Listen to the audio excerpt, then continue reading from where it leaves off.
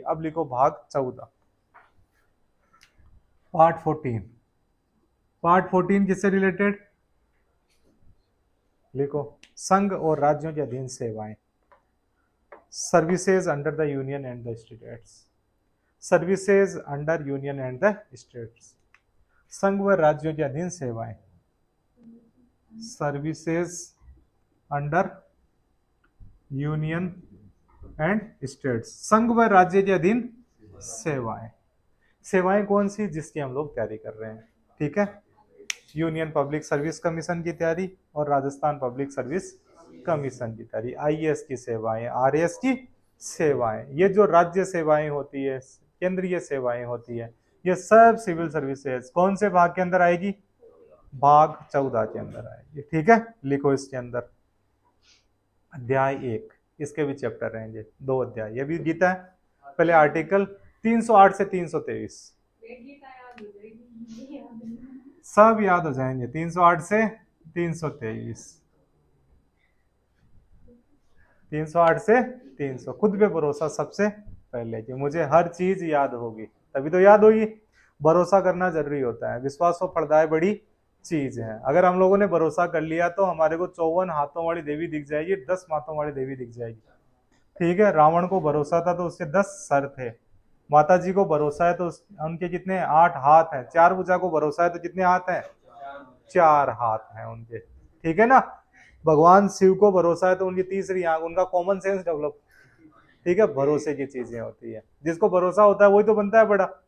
सबसे पहला क्या होता है? भरोसा। तो बस ये आर्टिकल याद, कितने एक तो आर्टिकल है, इतने एक तो आर्टिकल है मैक्सिमम अपने को याद करने हैं। आर्टिकल 200-250 तो आर्टिकल याद करने हैं, याद हो जाए ये सब 1 बाय 1। अपने को अपने घर का रास्ता याद हुआ? पहले जब जयपुर आए तो गलियां याद थी? नहीं याद थी, ठीक है ना। अपने को अपना नाम ही याद नहीं था, बता बेटा तेरा नाम क्या है? पप्पू, ठीक है ना। फिर ये नहीं, मेरा नाम तो ये है, नहीं है क्या? यानी धीरे धीरे हमें मेरे पापा का नाम याद हुआ, मम्मी का नाम याद हुआ, बाद के अंदर अपना खुद का नाम याद हुआ, तो ये भी याद हो जाएगी। होगी या नहीं होगी? पहले गांव का नाम याद था? नहीं था, किसी चीज का याद, किसी का ही नाम याद नहीं था, फिर सबके नाम याद हो गए। और शिवांशु से पूछ लो जितने नाम, सब नाम याद है, ठीक है। यानी दादा का नाम, परदादा का नाम, सरदादा का नाम, उनके बाद में जितने भी नाम थे, तो आर्टिकल भी तो वैसे ही है। तो 1 बाय 1 सब क्या हो जाएंगे? याद। पहले तो बोलना चाहिए मुझे याद है, बस क्या है? याद है। फिर एक दिन याद हो जाएंगे धीरे धीरे। कितने याद हो गए बताओ? जैसे संपत्ति का अधिकार कौन से आर्टिकल में? 301 है, याद ही तो है। कहां पे गड़बड़ थी बताओ? संघ और राज्य की सेवाएं 14 भाग में, ठीक है। 308 से 323 याद हो गए। और क्या था? फंडामेंटल राइट्स कौन से पार्ट में? पार्ट 3 में। डीपीएसपी कौन से में? पार्ट 4 के अंदर। फंडामेंटल ड्यूटीज 4A के अंदर। फिर क्या याद नहीं है? सब तो याद है। समझ में आ गया? यही एग्जाम के अंदर आते हैं 1 बाय 1। पहला कॉन्फिडेंस, याद है मुझे, क्या है? याद है, बस। तो बस याद हो गए।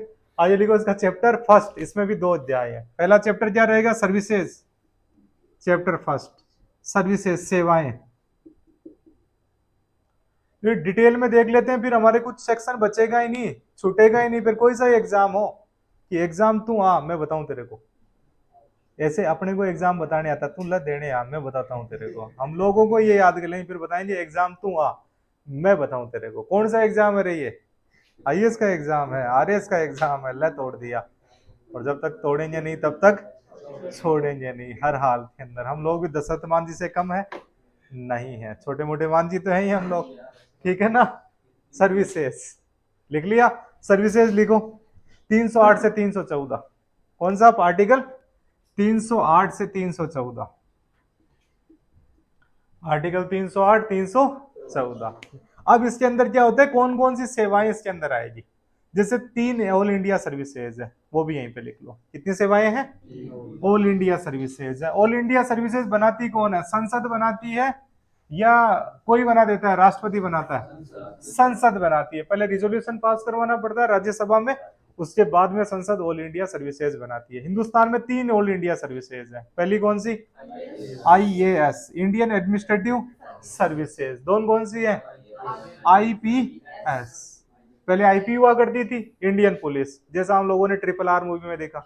आईपी लिखा हुआ उसके, अब क्या लिखा हुआ होता है, आईपीएस। बधाई हो भाई साहब, ऐसे बन गई। ठीक है, IPS Indian police service, all India services है। तीसरी कौन सी होती है, आईएफएस इंडियन फॉरेन सर्विस या फॉरेस्ट सर्विस, फॉरेस्ट जंगलात वाली सेवा, भारतीय वन सेवा आती है इसमें, फॉरेन सर्विसेज नहीं आती है। ठीक है, ये दोनों सेवाएं तो हमारा जब कॉन्स्टिट्यूशन लागू हुआ तभी थी, ये 1963 के अंदर ऐड की गई और लागू कब से हुई, 66 से, 1966 से लागू है ये। ठीक है, तीन ही ऑल इंडिया सर्विसेज है। तो ये ऑल इंडिया सर्विसेज, इनसे रिलेटेड प्रोविजंस, इनके अधिकार क्या रहेंगे, इनको कौन हटा सकता है, कौन हटा नहीं सकता, इनके प्रिविलेजेस क्या रहेंगे, इनके राइट्स क्या है, सब आर्टिकल 308 से 314 तक रहेंगे। तब हम लोग इनकी तैयारी कर रहे हैं, हमारा संविधान के अंदर कुछ हिस्सेदारी मिल जाए अपने को भी। ठीक है, लिखो फिर दूसरा पॉइंट, लोक सेवा आयोग, public service commission, chapter second भाग 14। चैप्टर सेकंड क्या है, लोक सेवा आयोग, public service commission. Chapter second कौन से भाग का, पब्लिक सर्विस कमीशन। कौन से आर्टिकल से, 315 से लेके 323 तक, 323, 315 से 323 तक। लोक सेवा आयोग, पब्लिक सर्विस कमीशन कितने बने हुए हैं, एक तो यूनियन पब्लिक सर्विस कमीशन, एक होते हैं स्टेट पब्लिक सर्विस कमीशन, एक होते हैं ज्वाइंट पब्लिक सर्विस कमीशन। संघ लोक सेवा आयोग, राजस्थान लोक सेवा आयोग और संयुक्त लोक सेवा आयोग। ठीक है, कौन से कमीशन से बना था सेंट्रल पब्लिक सर्विस कमीशन, ली कमीशन। पहली बार इनकी बातें की गई थी गवर्नमेंट ऑफ इंडिया एक्ट 1919 के अंदर। फिर एक ली कमीशन बनाया गया, ली कमीशन के आधार पे जॉन रोस बारकर, कौन थे, रोस बारकर बने थे, और फिर हमारा सेंट्रल पब्लिक सर्विस कमीशन बना। फिर गवर्नमेंट ऑफ इंडिया एक्ट 1935 आता है, जिसके अंदर फेडरल सर्विस कमीशन बनता है। ठीक है, एक बनता है स्टेट पब्लिक सर्विस कमीशन, एक बनता है ज्वाइंट पब्लिक सर्विस कमीशन। फिर भारत आजाद हुआ, आजाद हुआ तो संविधान बना, संविधान बना तो हम लोगों ने इन पब्लिक सर्विसेज के लिए अलग से ही एक पार्ट भी ऐड कर दिया, पार्ट ऐड किया, पार्ट 14, यूपीएससी, आरपीएससी और ज्वाइंट पब्लिक सर्विस कमीशन। तो पब्लिक सर्विस कमीशन का काम यह रहेगा कि लोगों की भर्तियां करे, रिक्रूटमेंट एजेंसी है, बेसिकली भर्ती संस्था है। उसके अलावा हमारा जो प्रमोशन होता है उसके अंदर भी इनकी राय महत्वपूर्ण होती है। तो हमारी भर्ती संस्था, राय देने वाली संस्था, यूपीएससी, आरपीएससी। कौन से भाग में, भाग 14 में। फिर भाग आता है